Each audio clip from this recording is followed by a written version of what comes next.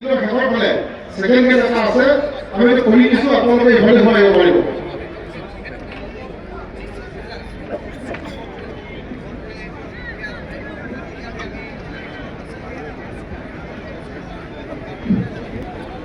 অসমৰ জনতাকে অসমৰ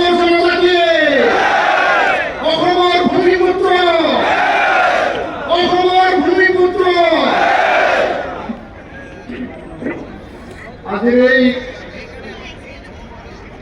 চিচিটোৰ দ্বাৰা আয়োজিত বিশাল গণসমাৱেশত এই সভাখন চলাই নিয়া আমাৰ প্ৰদৰ্শন কাৰ্যৰ সন্মানীয় সভাপতি সুকুমাৰ চিতাৰী ডাঙৰীয়া, চিচিটোৰ মুখ্য সমন্বয়ক ট্ৰাইবেল সংঘৰ সাধাৰণ সম্পাদক আদিত্য খাকলাৰী ডাঙৰীয়া, ইয়াত উপস্থিত আমাৰ মুখ্য অতিথি ৰাভাচৰ সমাজ কাউন্সিলৰ সন্মানীয় CEM টম্পেশ্বৰ ৰাভা ডাঙৰীয়া, সকলো চিচিটোৰ মেম্বাৰ অৰ্গেনাইজেশ্যনৰ নেতৃবৃন্দ,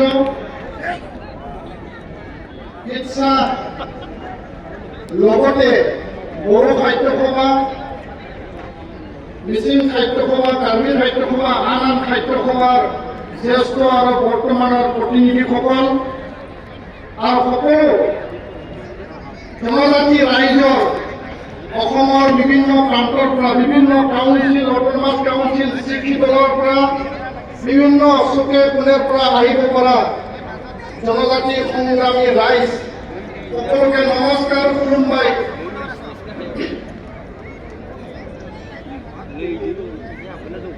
আজি মাত্ৰ ট্ৰেইলাৰে হৈছে, ট্ৰেইলাৰ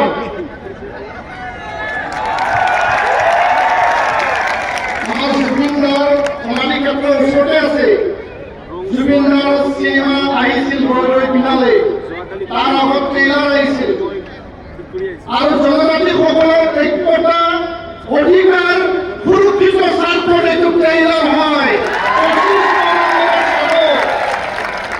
অসম চৰকাৰে যদি বৰ্তমানৰ জনজাতিক অধিকাৰক ধ্বংস কৰি পেলাই যদি ৰিকমেণ্ডেশ্যন দিয়ে আৰু ভাৰত চৰকাৰে বৰ্তমানৰ 14টা জনজাতিক নস্যাৎ কৰি পেলাই 45 লাখ জনজাতিক ধ্বংস কৰি 1.5 কোটি মানুহ যদি ওপৰত চাপি দিয়ে, বৰ্তমানৰ জনজাতিক কেতিয়াও কৰি নাথাকে।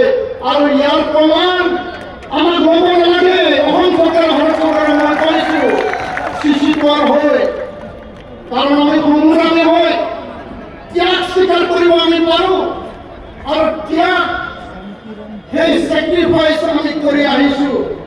নিজ নিজ জাতি জনগোষ্ঠীৰ সংগ্ৰামৰ মাজেৰে অসমৰ জনজাতিসকলৰ ভৱিষ্যত আৰু সুৰক্ষিত ভৱিষ্যতৰ কাৰণে যি ধৰণে ৰুদ্ৰাৰ ব্ৰহ্ম, অৱপ্ৰনাৰ ব্ৰহ্ম আৰু যি ধৰণে যাদৱচন্দ্ৰ দলে, যি ধৰণে যাদৱচন্দ্ৰ খাকলাৰী, এইসকল মহান নেতা, ভীম দেউৰী ডাঙৰীয়াই আৰু বহুতো নেতা আছে, সেই নেতাসকলে আমাৰ সুৰক্ষিত ভৱিষ্যতৰ কাৰণে ট্ৰাইবেল লীগ জন্ম দি পেলাই জনজাতিৰ বেষ্টনী আবেষ্টনীৰ লগতে জনজাতিসকলৰ সুৰক্ষিত ভৱিষ্যত, এই জনজাতিসকল সহজ সৰল, সজা চিধা সাধাৰণ, এই কথাটো চিন্তা কৰিয়েই B.R. আম্বেদকাৰ ডাঙৰীয়া, যি B.R. আম্বেদকাৰ, ভীমৰাও আম্বেদকাৰে সংবিধান প্ৰণেতা, সংবিধান ৰচনা কৰিছিল আৰু ভাৰতত থকা জনজাতিসকলক সুৰক্ষাৰ স্বাৰ্থত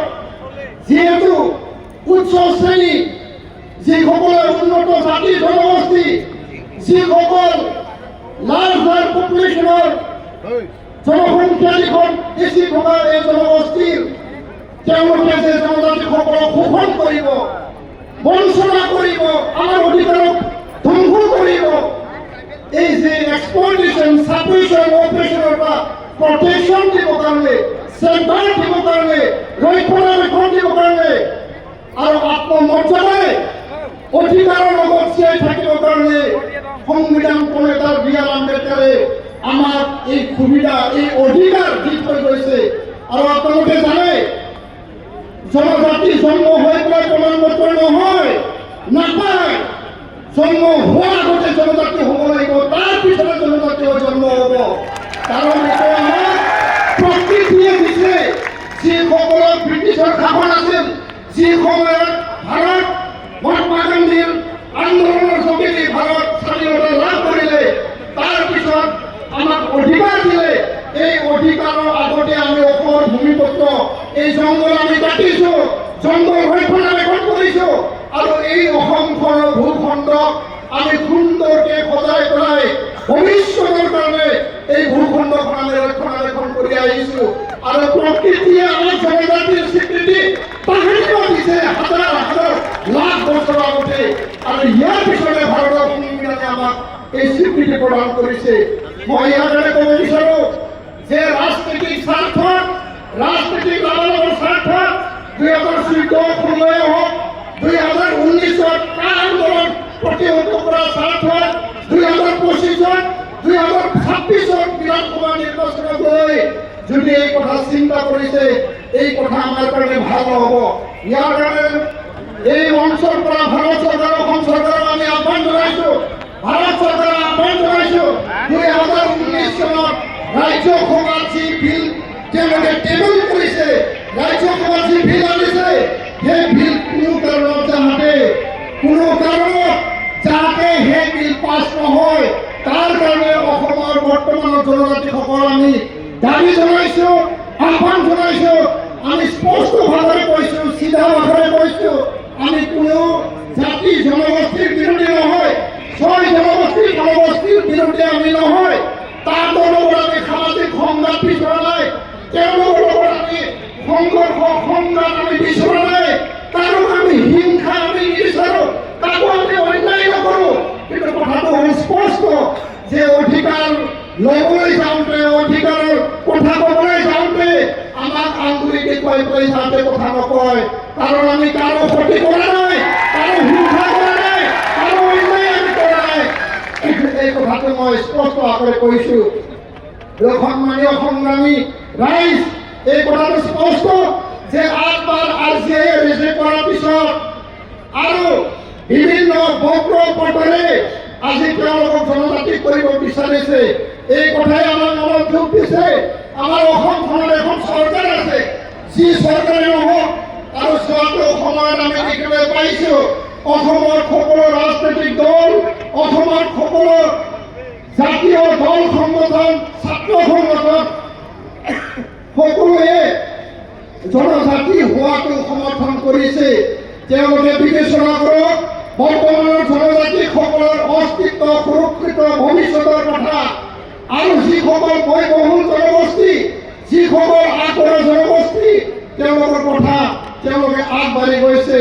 যিসকলে আমিয়ে ভগৱান বুলি কয়, আমি স্বৰ্গৰ পৰা অহা বুলি কয়, যিসকলৰ আজিৰ তাৰিখৰ অসমৰ বিভিন্ন মুখ্যমন্ত্ৰী হৈ গ'ল, APSC, UPSC, medical, engineering, 3rd grade, 4th grade যিসকলে কব্জা কৰি ৰাখিছে, আৰু বৰ্তমানৰ অট'নমাছ কাউন্সিল, এই কাউন্সিলৰ যিখিনি মেম্বাৰ, এই কাউন্সিলৰ পঞ্চায়ত, 6 কাউন্সিলৰ VCDC, এই কাউন্সিলৰ MCLA আৰু এছেম্বলি পাৰ্লিমেণ্ট যিসকলে দখল কৰি পেলাই আমাক ধ্বংস কৰিব, তেনে এটা পৰিৱেশত আমি কোনটো বিনিময়ত, কোনটো পৰিৱেশত আমি জীয়াই থাকিম, এই কথাটো অসমৰ ৰাইজে বিবেচনা কৰিব লাগে। কোনো ট্ৰাইবেল ষ্টেটৰ কনচেপ্ট নাই ভাৰত সংবিধানত, কোনো ট্ৰাইবেল ষ্টেট অনুপ্ৰৱেশকাৰী বাংলাদেশী ৰক্ষণাবেক্ষণৰ পৰা তেওঁলোকে বাংলাদেশীৰ পৰা পৰিত্ৰাণ পাবৰ কাৰণে অসমখনৰ সুৰক্ষাৰ স্বাৰ্থত আমাৰ জনজাতি কৰিব লাগিব বুলি এটা ধাৰণা দিছে। এই মন্ত্ৰ, এই ষড়যন্ত্ৰ ধাৰণাৰ বাবে এইটো নহয়।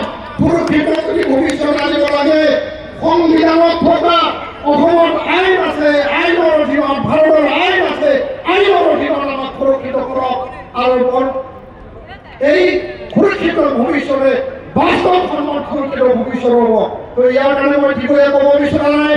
সকলো ৰাইজে আজিৰ পৰা যাই পেলাই নিজৰ অঞ্চলত সভা সমিতি কৰিব, আৰু ইয়াৰ পিছত কোকৰাঝাৰত এখন বিশাল ৰেলী হ'ব, জোনাইৰ এখন বিশাল ৰেলী হ'ব, ইয়াৰ পিছত মৰিগাঁৱত হ'ব, ধুবুৰীত হ'ব,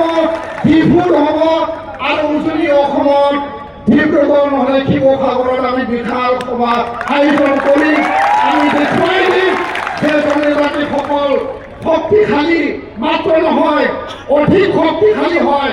আৰু অসমখনত চাৰিসীমা যদি জনজাতিসকল যদি নাথাকে এই অসম কেতিয়াও সুৰক্ষিত নহয়। এই কথাটো মই স্পষ্ট আকাৰে ক'ব বিচাৰিছোঁ।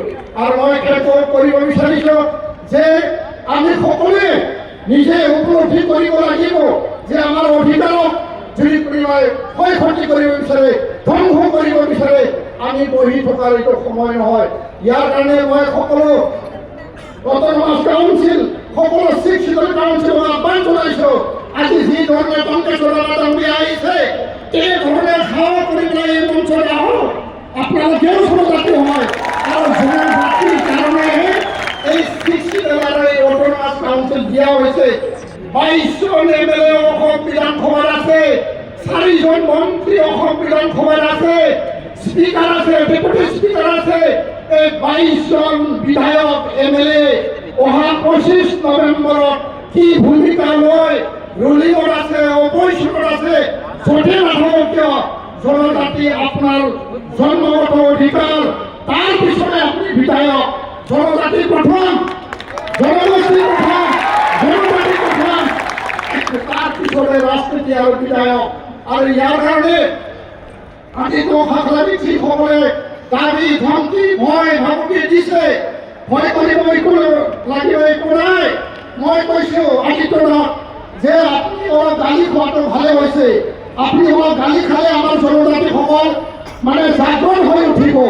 অলপ গালি খালে জনজাতিসকল খং উঠিব। কিন্তু খঙৰ বিনিময় হিংসা নহয়, খঙৰ বিনিময় কাক অন্যায় কৰা নহয়।